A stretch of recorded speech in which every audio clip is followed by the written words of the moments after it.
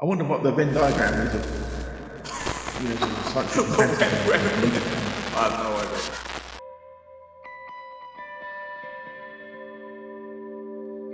This is a journey into sound. Hello and welcome to Podcasty number 9, the Christmas edition. We somehow have got 9 editions of this out this year, which It's a miracle. Christmas miracle as well. Yeah, it's a Christmas miracle, which I am really impressed with. So we are going to go through some stuff and do what we normally do and maybe go off on tangents and see how we do. It's been quite hard getting us both sort of free this time of year because Al's busy, I'm busy, and Christmas miracles and stuff happen. And so we see how we go. So shall we start where we normally do, which is what we've been reading? Yeah, let's do it. Okay. You go first? Yeah, I can do. I've obviously been reading. My reading this year's been all quite A for Andromeda, which I did a buddy read with Gavin from Genre Books. Which actually I've got a video coming out, or actually when this comes out, it probably would have been out before it. A ridiculously long video of us discussing it, and another video talking about the history of it, which hopefully people might watch. I'm partway through at the moment the dossier of Solar Ponds, which, if nobody knows, is a pastiche of Sherlock Holmes, which was done originally by August Derleth, who was the publisher for H.P. Lovecraft, because apparently he wrote to Conan Doyle and said, can I take over and write Sherlock Holmes books when he was 18? And Conan Doyle said no. And so he sort of invented this pastiche. But the ones I'm reading are from Basil Copper. And they're really fun. Basically, it is a... Solar Ponds is a bit more friendly than Sherlock Holmes is, but he's literally got the doctor there, and they're just a fun read. I'm about halfway through them. There's about 3 or 4 stories in the book I've got. Then I've got partway through Shogun. I noticed that on your Goodreads, actually. I was very intrigued because such a high quality book, but it's really, really massive. It's like, paperback's like over 1,300 pages. I've got a bit of a cheat going on here because me with time to read a book like that. So I read this originally in the early 80s when the original Richard Chamberlain series came out. So I've got the book and I'm reading the book, but I've also got a copy of the audiobook. Mm-hmm. And so I'm going to be flipping between listening to it and reading it. And for me, it's not the same because you absorb the information differently. So it's quite different. But true. I just wanted to listen and read the story again. And I said, I'm pushed for time, but I thought, let's give that a go. So I'm going to flip between the two. But I just wanted to pick up some of the stuff that wasn't in the TV series that we watched this year. And also some of his other books. I've got, I think I've got Taipan and the other ones I'd love to get onto as well. Oh, you never read. You'll love Taipan. That is an unbelievable book. So that's why that's on my list. So it's a bit of a monster, and it's probably going to take me 2 or 3 months to get through it, depending how much I go audio-wise. And the problem with audio-wise is I like to be able to... It's always my argument with audio is unless you sit down and listen, because listening is different to reading, you can miss quite a lot. Yeah, I totally agree. Yeah. And then I read my Dragonfall 5 book because I've got an obsession with old Brian Earnshaw children's books. I read when I was at school with the Flying Dog, and they're great. They are great. Look at that fantastic art. Yeah, which take you about 20 minutes to read, but they're great. And I'm reading some short stories, Christmas Organic Meat, which is an Isaac Asimov edited science fiction collection of sort of Christmassy short stories, which I'm hoping to talk about before Christmas, because I said I've not done many videos this month just because of sick dogs and stress ways and not much prepared. So that's basically my reading for the past sort of 6-8 weeks since we last did the last one. Yeah. So how about you? What you been? I'm going to just quickly touch on your point about audiobooks there. I think for me personally, I have to be super concentrated. I have to be actively listening to absorb it. Saying that, I do think audiobooks are quite good in the way that you're using them for like rereads, because if you've read the book before, at least you can kind of fill in the gaps around the edges. Yeah. Because you've got that kind of context already. You know, you've gone through the text already once. So I have done a couple of audiobooks for rereads that I've not struggled as much with. But normally, yeah, I really struggle with audiobooks. Yeah, well, I've got the audiobook of The Martian, and this is the version that was released before they did one with Will Wheaton, but I've got the one before that, and I read The Martian about 3 or 4 times physically, and it's a really good book to whack on in the background while you're doing stuff because you know it so well, and it's a fun book, and stuff like and things like that. But I will put a claim and say I was into sort of audiobooks and audio dramas before they got popular because I've got loads of CDs from sort of the 90s and of bits like that. Well, my wife has problems physically reading just because her physically holding a book and physically concentrating enough on books, and she can read sort of stuff. So she gets through a lot of audio stuff, and it is a different skill. She can listen better than I can listen. It's a totally different skill. How you absorb information. So I'm always amazed when people are able to how much information some people can absorb while doing other things. Yeah, and I think it's just I agree. But then some people can read with lots of noise around them. Read normally with lots of noise around them, and I struggle with that as well. So Yeah, I think it just depends on you. Definitely. Yeah. I think the landscape for audiobooks has changed a lot.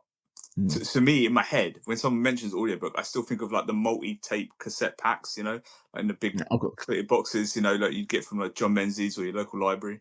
And, I've got some of those. Yeah, that's how I still think of them, to be fair. It's hard for me to think, oh, yeah, these are files on someone's phone now. But there you go. As far as what I'm reading, I haven't read a lot of books recently. I've been quite busy. I read Black Echo by Michael Connolly. Yes, I saw your review of that. It's been in shot. Yeah, so this is a Harry Bosch book. So if anyone's seen that show, I think in the UK it's on Amazon. I don't know if it's on Netflix or something, or in the US, I'm not sure who carries it. But if you like the show, you'll like the books. They use the books as source material, but what they do is they will take characters and plot elements from different books and smash them into episodes together, which kind of means that you don't necessarily know what's going to happen in the show if you've read the books. You don't really know what's going to happen in the books if you've watched the show, but you'll get kind of flashbacks and stuff. So it is quite interesting the way they do that. And then I spent a very long time reading The Way of Kings by Brandon Sanderson, which I've finished now. I haven't filmed the review yet, but it's like 1,250 pages. So it just goes on for a long time. It could have done with more editing, but I did. I've heard this. I've heard people say this about Sanderson a few times, that he needs a slightly bit more, put it in a bit tighter. Yeah, I think there's like an exceptional 1,000-page novel in there, but you know, it's don't believe it needs to be 1,250 pages long, but it is really, really good. So I let him off, and that's taken me quite some time. That was probably like 3.5 weeks of reading for me because it's been tough. So you got anything sort of lined up to read? Yeah, I'm hoping to move on to Live and Let Die, Ian Fleming, second Bond novel. Just trying to find a time to get going with it.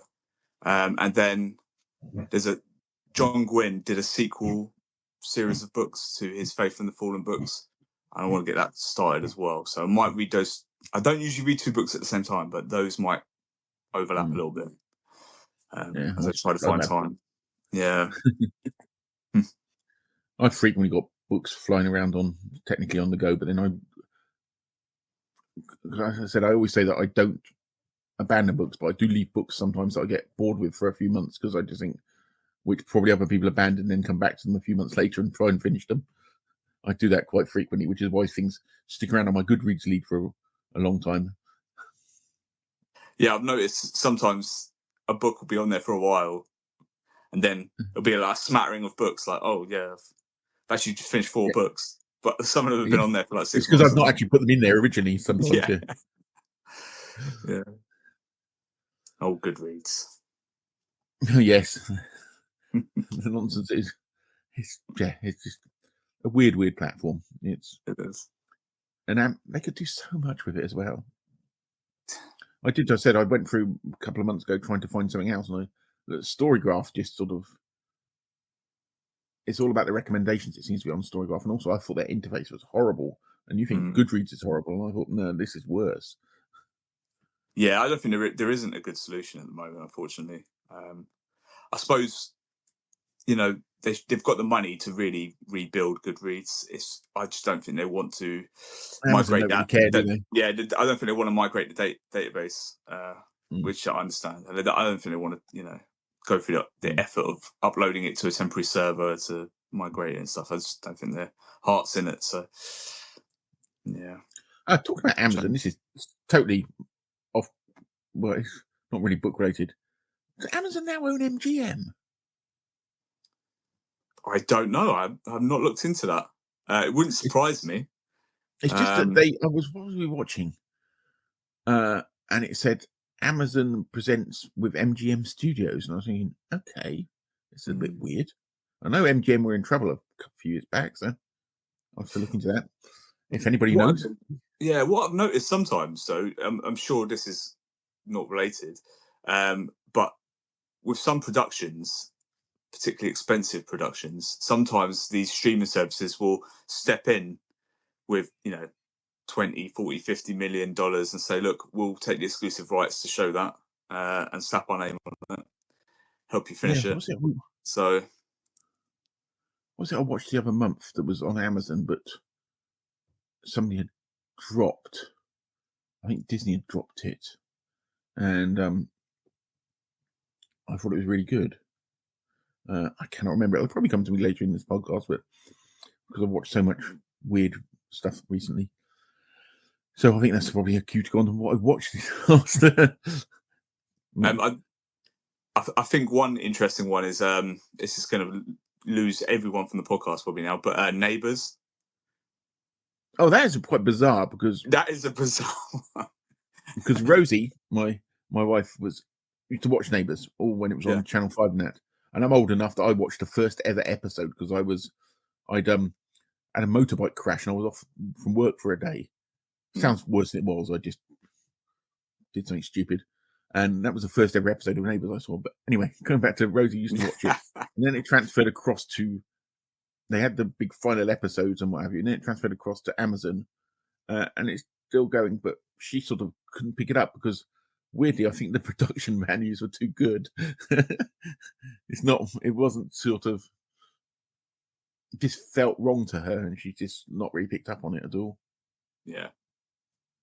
But yeah, I think Amazon sometimes just throw money at stuff and I'm quite amazed that Neighbours, I think it's 2 years now, is still going along on there, but yeah, people must be watching it. I'm just shocked that it got picked up by a streaming service like that because it's such a weird niche thing, really. It's a very weirdly being an Australian program, but it's a very British thing, isn't it? Yeah, it's very much ingrained in our culture, isn't it? Yeah. At this point, but it's got been cancelled a few times through the years, and it's basically the British audience that have kept it going.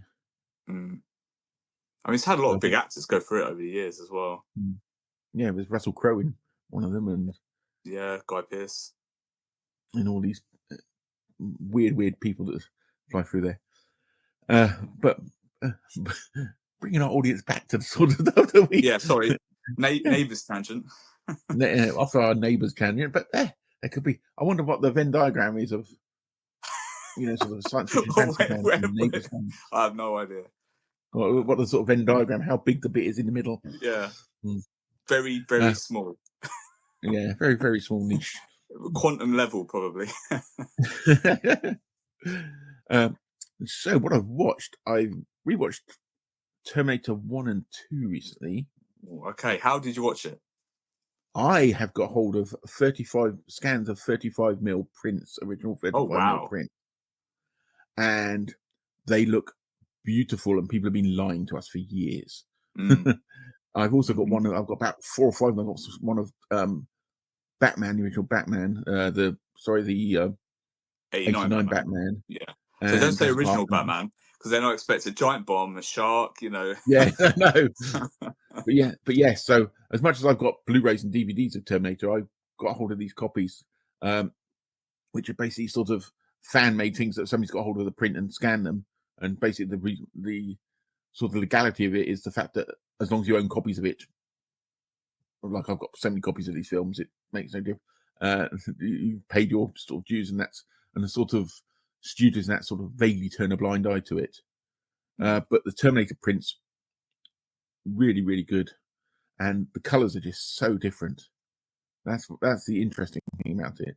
I've also got a copy of The Running Man, and I've got a beautiful 4K restoration of The Running Man that I got last year, which is beautiful. But this copy of The Running Man is actually an open matte, which is The Running Man is quite interesting, which is basically the full square screen that they just shot and then they crop it down for the CinemaScope.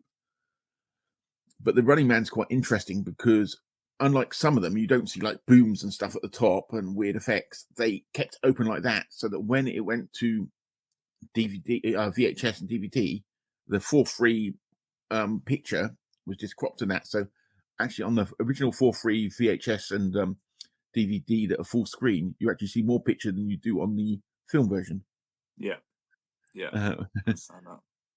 But I don't know where people get hold of these prints from, but yes, that's how I watched it, and it's the first time I watched them on those prints, and they were really, really nice. I still like the new ones, but I know that people are. Because James Cameron's got a bit lazy about sort of upscaling. I was about to say, film. Do you know about the controversy in yes, the restoration of those two movies? Are very, very different. Yes, I've seen images of it. Like my versions of the Terminator, I've got the original DVD, and I also have the Blu-ray. I won't be getting the 4K because I've seen images from it and it looks really weird. But what he's done with Aliens is like a crime. He's basically used this AI engine and made it look really, really strange. And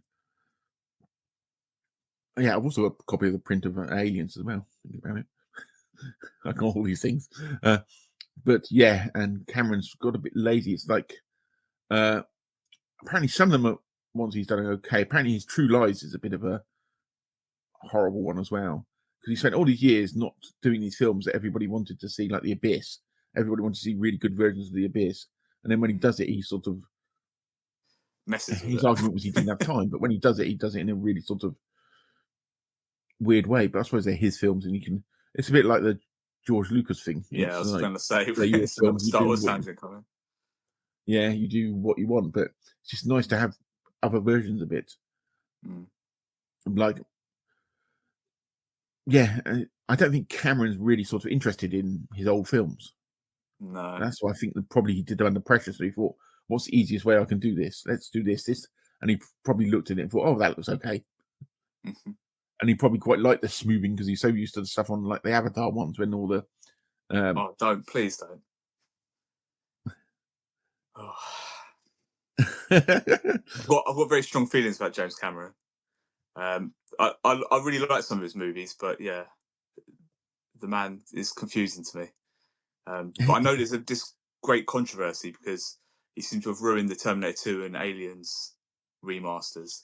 But a lot of people are saying that the Terminator 1 remaster is really, really good. So that's probably what I would probably pick up. But there's a load of videos around it, and you see the comparisons, and you can the people that are complaining about the original Terminator are being very, very detailed and very, very. Most people would watch it and wouldn't notice it because what it is, and they slightly recolor graded it, and it does look nice. Like the version I've got, the original print of it is a lot brighter than that one, but I can see why he sort of regraded it like that. But the things on the Terminator 2 and what he's done onto Aliens, it's like looks really, really strange. It's like the AI thing has just gone over the top and nobody's pulled it back. So for me, Aliens doesn't look right unless it's on VHS for some reason. I don't know what it is. I think it's a similar thing to you were saying about Blade Runner. There's something about that initial VHS release that I just prefer for Aliens. I don't know if it's like you say, whether it's the colouring of the shots or something, of the lighting that they use, but it just looks. There's something that makes it just look a little bit more physical. Aliens, you've got a lot through helmet cams on the soldiers, haven't you? That is true. Yeah, you're right. Also, when he did it, apparently, Kodak were at the end of some range of films, and their films that they produced then were incredibly grainy, which is why he didn't particularly like it. So if you see one of the original things of it, it is overly grainy. I like grain in my films, but there's quite a lot in that. But in some ways, it adds to the sort of feel and atmosphere of the film. Yeah. And made it very different to Alien in that way as well. I think every time they touch Alien, it seems to look really, really good, though. I just think Aliens, it just transfers differently. I think he went for a really analog look and feel because I think he was trying to capture some of the magic from the first movie. I just don't know if it transfers very well. What was it I saw? An Alien 3, which always looks... Which I'm a big fan of Alien 3 anyway. I'm trying to think of the difference to it. It looks... Yeah, the palette in Alien 3 is a lot more bleached out, isn't it? It is. Because they're on the prison planet, thinking about it. What was it I watched the other month that I suddenly thought, God, they've stolen that off Alien 3. It was chasing after something. The way they chased through the alien through all the smelters. And somebody was... that was it. I was rewatching the first season of Strange New Worlds, Star Trek Strange New Worlds. And in that, I don't know, have you seen it? I haven't, no. They reinvented the Gorn. You remember the Gorn that fights Captain Kirk? Yes. Yes. They reinvented them as some really vicious monsters, and it's a really good episode. Okay. But there's an episode, it's like, I think it's episode 9, that they've fighting the Gorn, and they're on this, I don't know if it's the Enterprise or somewhere, and they're chasing them, and they're getting them to run after people. And it didn't occur to me the first time I watched this when it was released, but it's very Alien-free, the way they've got herding the creatures. Sorry about the weird coughing noises, people. I have a sick dog, so... Oh. Yeah, he's going down to Edinburgh on Tuesday, so... Monday, Tuesday. To have his operation anyway, so that'd be fine. But yes, the Strange New Worlds, and that reminded me so much of that. You okay down there? Yeah, I think he's okay. But yes, other than Terminator I watched, I found out there's a film I watched called Red Snow, which is a sort of lowish budget vampire movie, and about this, obviously set in the snow, about this vampire that turns up at this girl's door and what happens, and that was a fun film.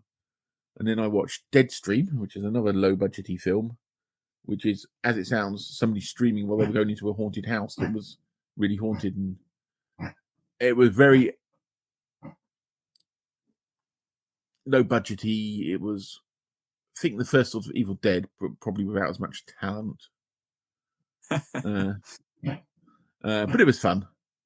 And then I stumbled across on Amazon, they had Apocalypse Z, The Beginning of the End, which is actually a adaptation of some Spanish zombie books that I know by Mario, can't remember his surname, and I didn't realize this existed. And that was an okay adaptation, but the books are, if you ever come across the Apocalypse Z, The Beginning of the End, there's 3 books. It's about a guy in a zombie apocalypse and his cat, and he basically loves his cat, so his cat comes with him. He's in a carrier while he's fighting zombies and stuff. It's a really good book. They came out sort of bit before the Gunman and similar songs on Amazon Music. Okay, something weird has just happened. AI has invaded on Alexa. Yes, our podcast. I shouldn't have said that word in the background. Alexa, stop. I don't know what that was. I may cut that out, or I may leave it in. Turn the Alexa off at the wall. Otherwise, it causes all sorts of trouble for me when I record. Oh, well, they're getting worse. Yeah, they're getting worse. I ask for one in one room, and it turns on in the other room, and it's like, oh god. Yeah. And I watched Alone, which is a remake of a Korean horror film, another zombie one actually. We were a bit of a zombie fest, weren't we? This month, about a guy who is in his flat, and it's got zombies attack, and it's him. Yeah, I've heard of this one. Yeah. But the actual Korean one, which I've seen as well, that's really good. And then we just sat down and rewatched Hawkeye because it was Christmas. because it's Christmas. I like that. It's a good Christmas feel to it. And I really like it. I really wish they'd done more with it, where they'd done some more Yeah. series with it. And that's basically most of my thing. But talking about the zombie films, we need to get onto the 28 Years Later trailer. Did you watch that in the end? I did, and it was very disturbing. It is probably the best trailer I've seen. I avoid trailers It's a lot. fantastic trailer, yeah. It is probably the best trailer I've seen for years. And it's great because it doesn't tell you anything about the film at all. No. It doesn't tell you a thing about the It film. shows you a lot about the film. It shows you a lot, and it gives the out feel of context. the film, but it doesn't. Well, I assume it's the feel of the film. But they've got that Rudyard Kipling poem in the background, which I absolutely loved, and it's an original recording from like years and years ago that somebody did of it. But the way the cutting is to the beats of the poem or the prose of the poem, and I just watched it and thought, yeah, that is good. That is really. I can tell you now, I'm extremely confident this will be an exceptional movie because the studios allowed him to, Danny, to go out effectively what we're saying, like 7 months early, with an extremely well thought out trailer plan. So he's given a massive lead time for this movie, and it makes me think that the early edits of this movie must be extremely good. I mean, you can tell by the shots. Because normally trailers are done by just like in-house studio teams, and a lot of the time the filmmakers don't see them. But I am pretty confident that Danny Boyle had huge input in that. Yeah, massively. Yeah. But the whole feel of it, and I just saw it, and it's like, okay, this is, as you said, it's going to be exceptional when it's. But it's just the way it was put together with that poem in the background, and the poem, if I remember vaguely, is a poem's called Boots. If anybody wants to know, and it was about soldiers in the Boer War and marching and the repetitiveness of what they were doing. And in some ways, they brought that across in the trailer because they like repeating images and stuff. But there's a last scene in it when they're going into this circle with these long columns, and it's just like, this looks freaky. And it's almost it's like they've turned around to The Walking Dead and just said, hold my beer, this is how you do it. Yeah, definitely. It made me think a lot about the trailers for the movie Witch and Nosferatu as well. And that looks good. How it's just perfectly capturing the actual atmosphere and the shots, like the style of filming they're going to use and stuff like that. It's already out in the States. Annoyingly, it's pushed to January in the UK, which is because I thought it was going to have a Christmas release, but it's got a December release in the US and a January release in the UK, unfortunately for us. But we'll get to it. So have you had time to watch anything this month? A couple of things. So the first is I've been watching that Day of the Jackal. Yes, I've heard of this. I've only ever seen the original film, and I read the book many years ago. The original film is, I wouldn't say it's like a top 10 movie of all time for me, but I like that movie a hell of a lot. I really, really like that movie. And I was a little disappointed in the 97 remake they did, Bruce Willis and Richard Gere. It was good, but it wasn't at the same level as the original. The TV series, they've nailed it. They've absolutely nailed it. And I'm not talking about like the source material necessarily, because like from the book, I'm just talking about they've nailed, how to make a miniseries. Like it is slightly derivative of other miniseries, but the acting, set pieces, the tension, the plotting, it's all really, really good. It's very, very slick. I've still got 2 episodes to see, so hopefully I don't drop the ball right at the end. But yeah, I definitely recommend it. Very, very slick. And then the other thing I watched was the Batman Returns, the 4K remaster, which works very, very well in a 4K format, because one thing I hate about streaming services is the crushing of black levels, like macro blocking and stuff for blacks. That's a very dark movie. And the blacks pop. The contrast is unbelievable in the 4K remaster of that movie. It just looks perfect. The issue they've got is there's a lot in that movie that I don't think you were meant to see. So at some points it works really, really well, because there's some very clever elements that Burton put in there that I didn't even notice on the original DVD release, which was a very expensive DVD release back in the day. It was like $24.99. Yeah, I don't even remember seeing an original DVD release, especially when it comes to like lettering and stuff like that and backgrounds that comes across really nicely. But then some of the effects work, you'll see like a dolly moving something when it's to see it and stuff like that. So there are some elements where you don't have to go onto YouTube and find, oh, look what they failed to cut from this movie. You will see it in the 4K release. So that is one of those things, isn't it? Like, it was never meant to be seen, I suppose, to that level. Obviously, film translates from the original film reel to 4K really, really well, because the I don't want to call it, the dimensions of the film to the actual resolution of the image is very, very close. Well, I think 35mm can technically be scanned up to 6K, I think, and I think 70mm up to about 12. That's what I'm saying. It translates very, very well. The issue you usually have with 4K is like a lot of the effects you had in the late 90s and early 2000s weren't to the same resolution as 35mm. They were a lower resolution because they were shot at like 1000p, which would have been, I don't know what that is in what the equivalent of millimeters is, but it would be like half effectively resolution. So that stuff comes across as horrible. That's the problem they had with mess when it's upscaled. That's the problem they had with the Phantom Menace when they were trying to do that. Is a lot of the effect shot were done on digital cameras, but the digital cameras couldn't upscale really to 4K easy, so they had to do. They were lower quality than the normal film cameras, and that's the problem they've got with 28 Days Later as well. Going back to Danny Boyle, is a lot of that was shot on Canon, I think EV1s, which is really, really low quality. At the time, they were good qualities, like handheld digital cameras, but they don't really upscale to even HD very well. But the problem they've got at the moment is that the rights issues are all over the place, and it's not on streaming anywhere, and everybody's gone around to look for it.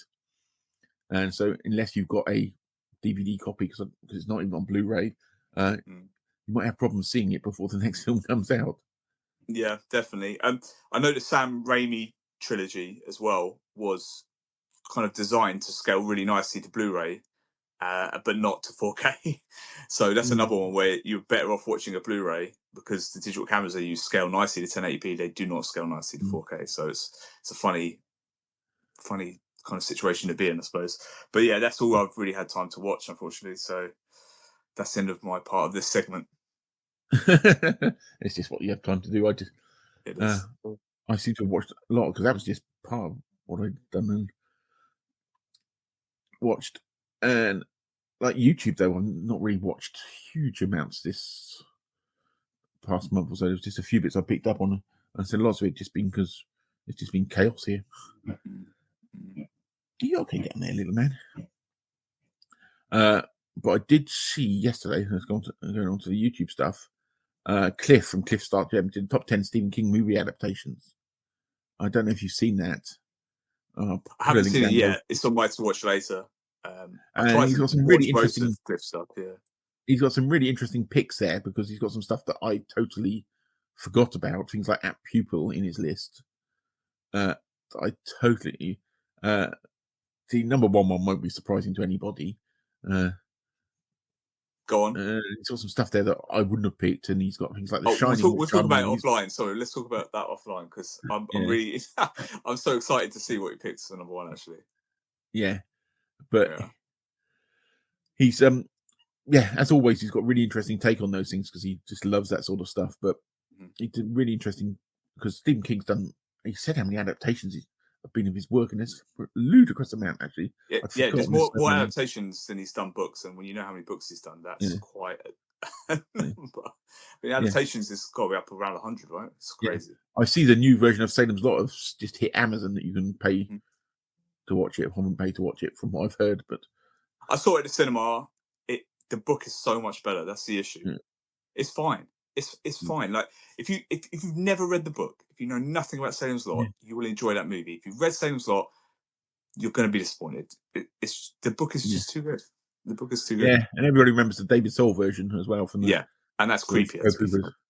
But there's also a version which I didn't realise from early 2000s with God, I can't remember the name of the guy in it.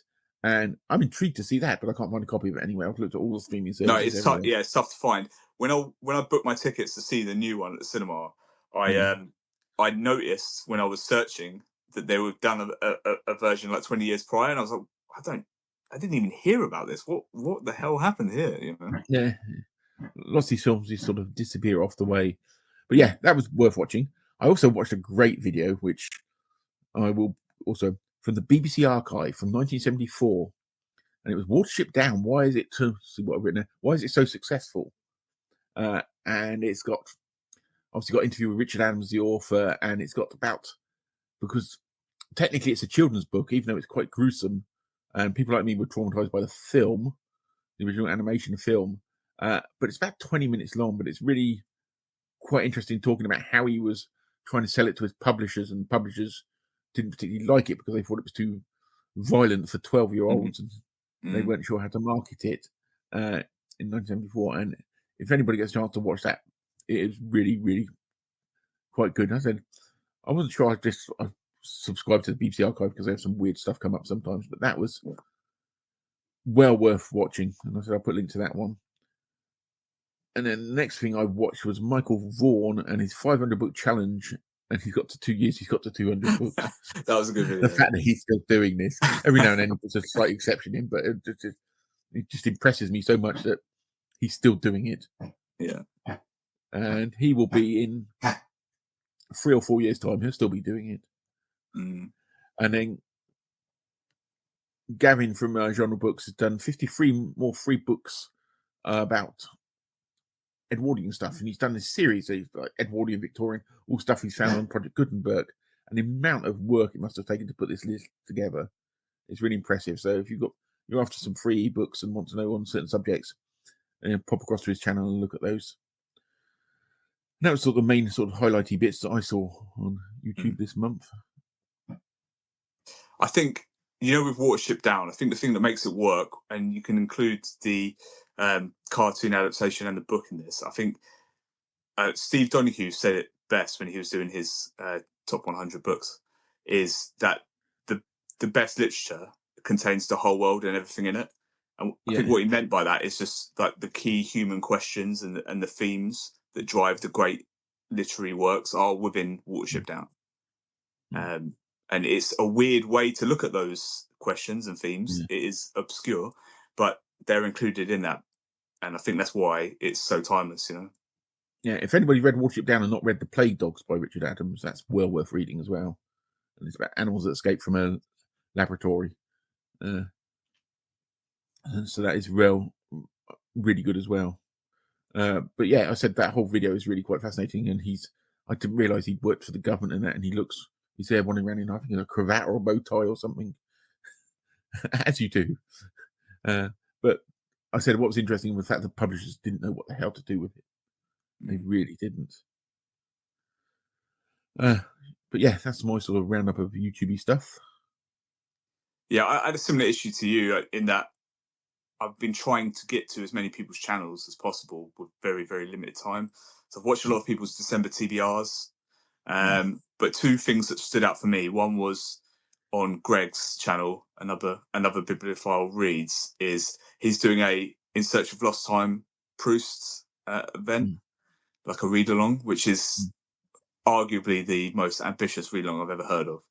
Because to try and keep your subscribers reading effectively what is one text that's over 6,000 pages long is going to be very, very difficult. And it's on my shelf. I'll plan to read it. I'll plan to read it in a couple of years' time. But I'm not about to jump in as one of my January New Year's resolutions of reading that. That's tough.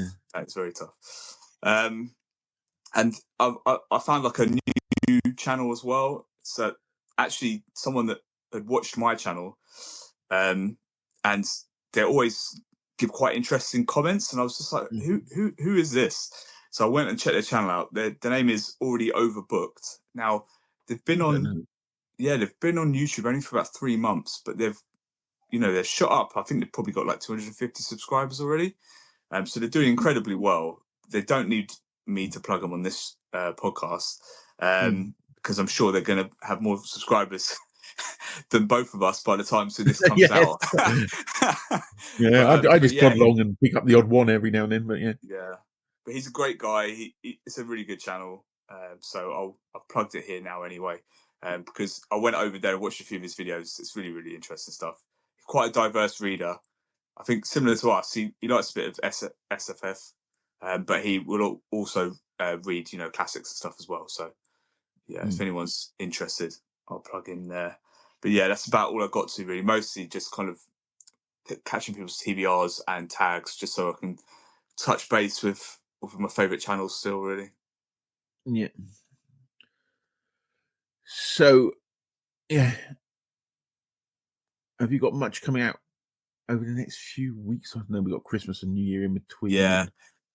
I'm going to be honest, it's all of the kind of housekeeping videos that I've got coming up. So I'm going to do a top 20 book characters for the year. So my favourite 20 characters that I read this year. I'll do my top 10 books of the year and my 2025 reading plans. Those videos all to come out between now and New Year, I suppose. I've done as I was speaking to you beforehand, I've done a ridiculously long video with Gavin about Andromeda, which I am going to, when am I going to release that? I will probably release that on Monday, because I've got another video I want to do from a South, because I've not posted many videos recently. I want to do one which is going to be sort of a bit of an update and basically my favourite reads of the year. So this will be passed because hopefully this podcast will come out on Wednesday, because I normally drop them on Wednesday, but I've done a bit of editing. I've also got another video on Andromeda about the history of the book, because the book is a weird one because it's a novelization that sort of outlived the TV program and still remains sort of popular. So that will be Monday or Tuesday-ish. And that's going to be it for probably before Christmas. There's going to be a couple of tag ones I'm going to do. I've been tagged by a few people, and I thought I'd do a couple of those as well, just to drop those in between now and Christmas or now and New Year, because whether I release stuff between Christmas and New Year, don't know. It just depends how busy I am and what I do. And also I know that those ones, a lot of people don't see them because they're always busy. So if I do stuff between Christmas and New Year, it'll probably be not throwaway stuff, just sort of lighter stuff that I'm not too heavily invested in, because you sometimes do videos that you're really heavily invested in and you really want people to see. Yeah. And then we come to January, and beginning of January, I've got to clear up a load of stuff that I started this year that I've not finished. I think that I really need to sort of finish it before I get into some new stuff. So probably January will be a mixture of some old stuff finish up some stuff from this year because I've been a bit behind, and some new bits. And I want to do some stuff on some magazines and a bit more comic-y stuff. I've got a video that I've had in the pipeline for ages about starting epic fantasies that I really want to get out. That I've written a load of stuff for, and finishing off all my overpopulation stuff that I've been putting stuff together for. And February, I'm co-hosting an event which I can't really tell you about because it's not up to me, but it's basically putting the band back together again. But I'm going to do part of it. It might be a bit of science fiction in the bits I'm doing to it, but there won't be a huge amount. I'll drop a clue, some stuff on Raffles, Hornberg's Raffles, who I have a bit of a thing for sometimes. But that will be coming in February. I've been putting a trailer together for it actually recently, just because that's the sort of thing I do. Yeah, I like your trailers.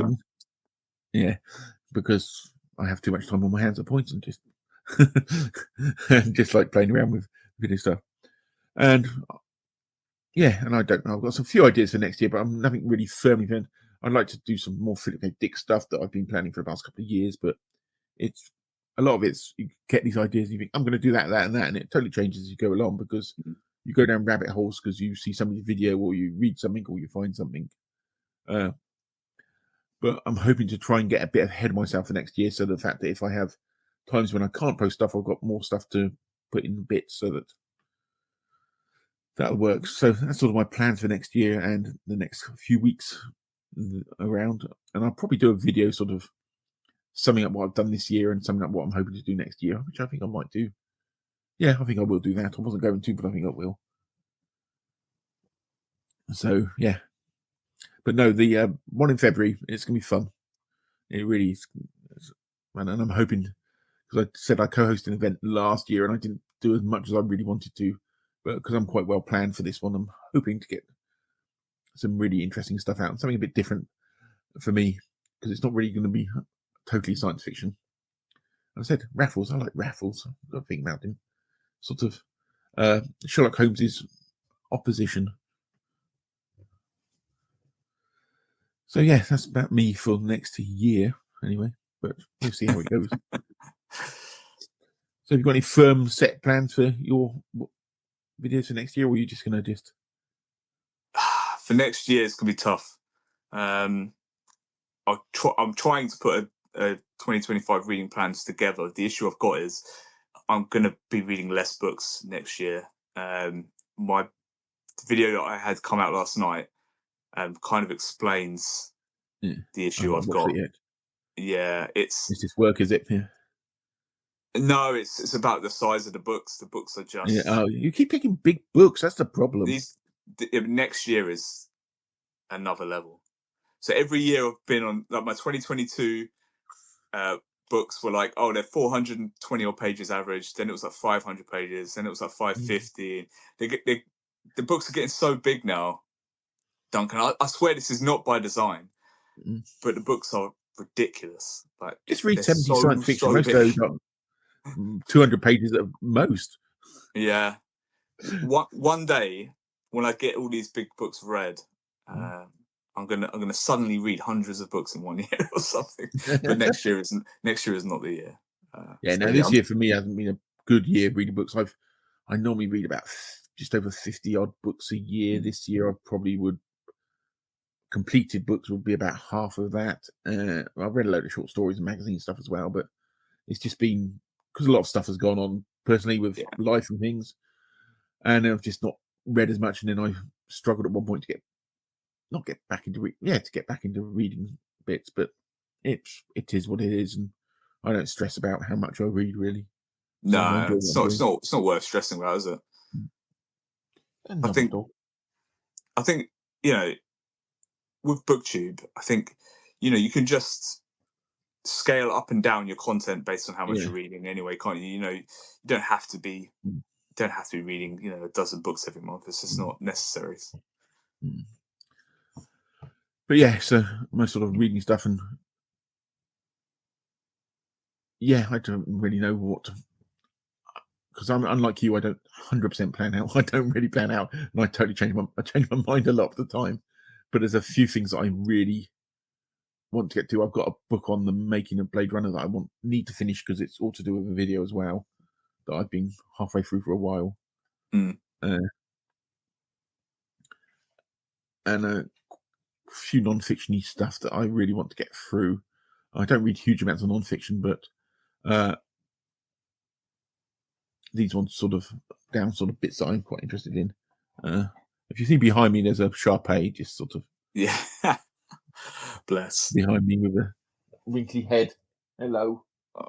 Hello, you big wrinkly thing. Who's come to join me. First time on video, isn't it, you?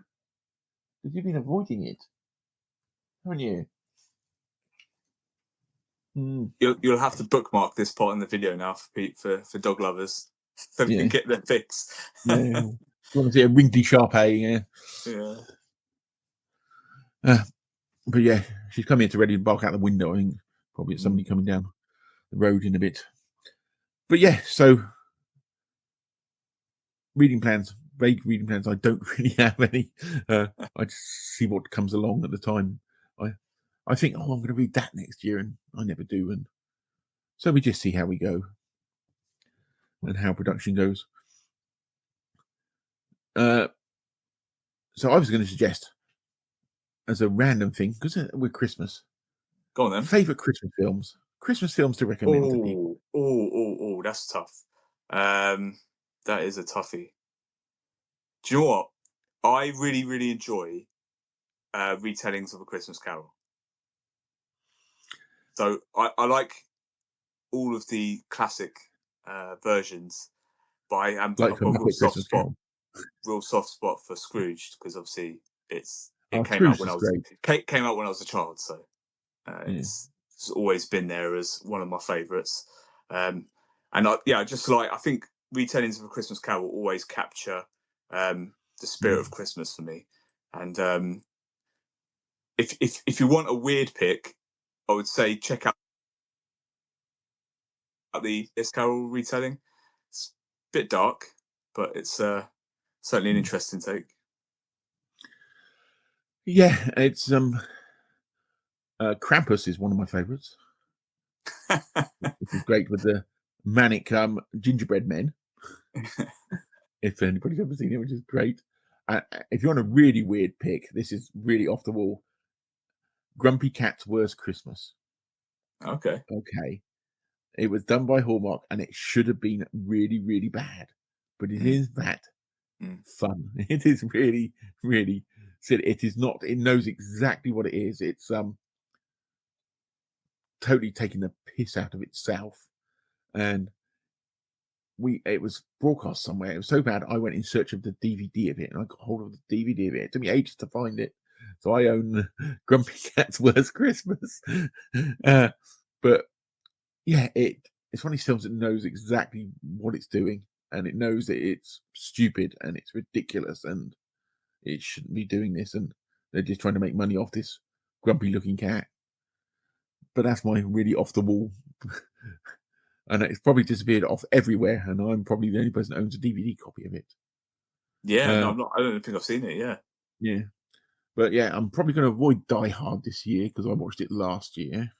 Yeah, I always cycle these movies. You know, the Die Hard 1 and 2 and Lethal Weapon. I suddenly realised that Lethal Weapon is technically it's not a Christmas 100%. movie. Yeah, it is. As far as I'm concerned, it's Richard Donner, so it's always a Christmas movie. He only makes because it starts off. He's in Christmas trees, isn't he? So yeah, they have a gunfight in a Christmas tree to start the movie. Yeah, and actually, the version I've got on DVD has actually got some extra bit at the beginning that when I first watched it, I thought I can't remember any of this, and it was because they'd added it on the DVD. Because I think the difference between Die Hard and Lethal Weapon is that Die Hard, the fact that it's Christmas is part of the plot, and whereas Lethal Weapon, the beginning of it just happens to be Christmas. Oh, Batman Returns! I just watched it. Oh yes, that is 100% a Christmas movie. It's Christmas is in almost every other word. In fact, they sign off by saying "Merry Christmas" to all men, goodwill to men and women. It's literally the last lines of the movie. Yeah, I saw somebody say the other day that Lord of the Rings is technically a Christmas movie because they leave Rivendell on the 25th of December. I don't know whether that's true or not. Yeah, that's a more tenuous link, I would say. I would have thought it was tenuous because they're using their own calendar. We're stretching. Yeah. Stretching. But yeah, trying to think what other Christmas ones. Vacation. I don't think I watched Vacation last year, so Christmas Vacation, so I might have to watch. That's a classic, isn't it? Yeah, go Griswold. And I quite enjoyed that. Is it called The Night Before with Joseph Gordon-Levitt and the guy that plays the Falcon? Yeah, I don't know that one. Seen that? Yes. Anthony Mackie here. Yeah, check it out. Honestly, check it out. It's fun. It's kind of, imagine if The Hangover was more family friendly and it happened on Christmas Eve. That's effectively what it is. Actually, last night we watched it was on Amazon or something, or was it on Disney, called Dear Santa with Frank Black in it. So that was the only reason we watched it. And it was a weird film because it was a kids movie. It was sort of a kids movie, but then it was done by one of the Farrelly brothers, so you had lots of fart jokes in it. And then the ending was quite enjoyable up to then, and then you got to the ending, and the ending was really, really weird. It was okay, and then there was a weird sort of cameo in it, and I sometimes think they don't know what they're doing with Christmas movies sometimes. Sorry, I was having a complete mind blank. You wanted my favorite Christmas movies. It's quite simple Right. actually. It's probably like A Wonderful Life, Holiday Inn, and Yeah. White Christmas in that order. Actually, they're just exceptional movies. Yes, they all For are, some aren't they? reason, I was having a complete mind blank. Even though I watched those movies in sequence, I rotate them and watch one of them each year. And obviously Love Actually, which I really like, actually, even though it's totally Yeah, look, ridiculous. there's always room for a Christmas rom-com. Everyone loves Love Yeah, it's Actually, like The Holiday, Super to Seattle. There's a few. There's a few you can go to. but holiday movie wise, what's the other one I was thinking of? There's a Elvis film, isn't there? There's an Elvis Christmas film as well, There is. which because that's where the Blue Christmas song is in, which I cannot remember. Because when He made quite a few movies actually. Well, I'll think about it. I remember in Christmas holidays when I was a kid, on television they used to always run back every Elvis film. Mm-hmm. You know, you used to I was get the one about to where say, it's one of those things, isn't it? For me, Star Wars, James Bond, Elvis movies. There's certain World War II movies, kind of like The Longest Day or something like that. Like Dam Busters, Kelly's Heroes. So there's certain movies that get shown no matter what. Certain carry-on movies. Carrying Up the Khyber or something like that are bound to be shown over Christmas as well. Always. Yeah, and you need to watch a James Bond film over Christmas because you have to. There's the law. Yeah, there's absolutely the law. Yeah, I tend to watch one Sean Connery movie, and then one non-Sean Connery movie every year. Might go Timothy Dalton this year. Yeah.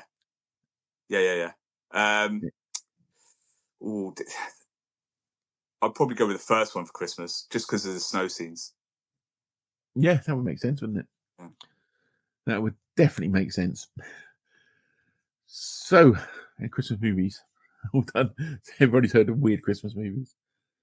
So, there's a really weird scene in Living Daylights, actually, though, where, I don't know if you remember it, it's like is it like a cello case he's in or something? Yes, the cello case, because the woman that he rescues is a cellist, isn't she? Yeah. And it's a really serious movie, apart from that scene. Because it reminds me of the scene in Indiana Jones, the Temple of Doom, when they're on the boat that falls out of the plane, the big rubber life raft. And it's very similar to that. Yeah. For some reason, that reminded me of that. Because that's in the because they were up in Himalayas or somewhere, weren't they, for that? So it was in the snow, and then it sort of dried out and things, stupid things that happened in. I don't think you can go wrong with an indie movie, actually. Yeah, Indiana Jones, that's a decent one. Any kind of bank holiday, actually. Yeah, bank holidays. I've got nothing else to add today that I can think of at the moment.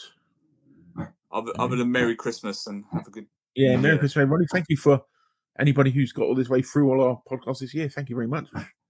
And there will be more next year. And so we've done 9 this year, so hopefully we can keep that up next year, and we may see if we can get some guest stars on. If anybody wants to be a guest star, give us a shout. We're always happy to talk nonsense with other people. If anyone made it this far, you deserve to be a guest star. Yeah, you do. You really do deserve to be a guest star. My little dog's off again. But so I will say goodbye from me for the moment. And have a happy Christmas and enjoy your hogmanay, and don't drink too much, don't do silly things, and just have a good time. Responsibly, of course. Responsibly. Because we're going out for Christmas dinner anyway, so that's fine. I haven't got to cook or anything, so great. There's a few places around here that does it. But yes, so everybody have a good Christmas, and we speak to you all very, very soon. Bye-bye.